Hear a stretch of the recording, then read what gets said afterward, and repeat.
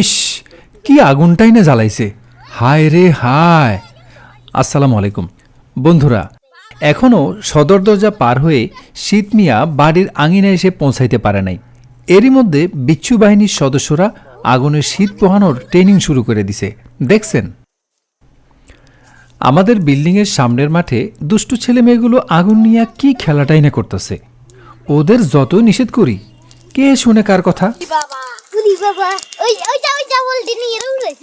দেখেন, যেখানে যা পাইতেছে তাই আইনা জ্বালাইতেছে।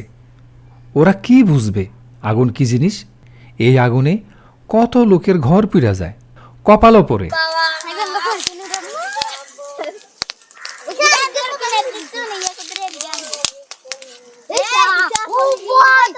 এই বাচ্চারা, আগুন থেকে দূরে থাক, আর জ্বালাস না। কখন যে আবার কাপড় চোপড়ে আগুন ধরে যায়, তার কি ঠিক আছে?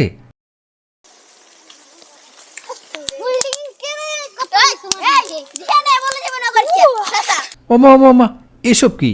এই, তোরা কি সীতা নাকি যে অগ্নি পরীক্ষা দিচ্ছিস? দেখেন কাণ্ড, কিভাবে জ্বলন্ত আগুনের উপর দিয়া লাফালাফি করতেছে। আশ্চর্য, এদের কি ভয় ডর নাই নাকি? আরে ছেলেপেলেরা, এটা আগুন আগুন, মস্কারি না, বুঝলি? ওই দেখেন, আশেপাশের কলা গাছগুলো আইনা আগুনে মনের আনন্দে পড়াইতেছে। হায় আল্লাহ, এত বড় কলা গাছটা পোড়াবি তোরা? এই এই এই, দেখছেন, কলা গাছের লেজে আগুন লাগাইয়া সারা মাঠে ঘুরতাছে। না, আজ যে কি থেকে কি ঘটা যায় বলা যাচ্ছে না। আমি বাবা আগুনরে সাংঘাতিক ভয় পাই। এই দুষ্টের দল, তোরা জাহান্নামের কথা শুনিস নাই? সেখানে খালি আগুন আর আগুন, ভাবতে গা শিউরে ওঠে। আল্লাহ মাফ করুন।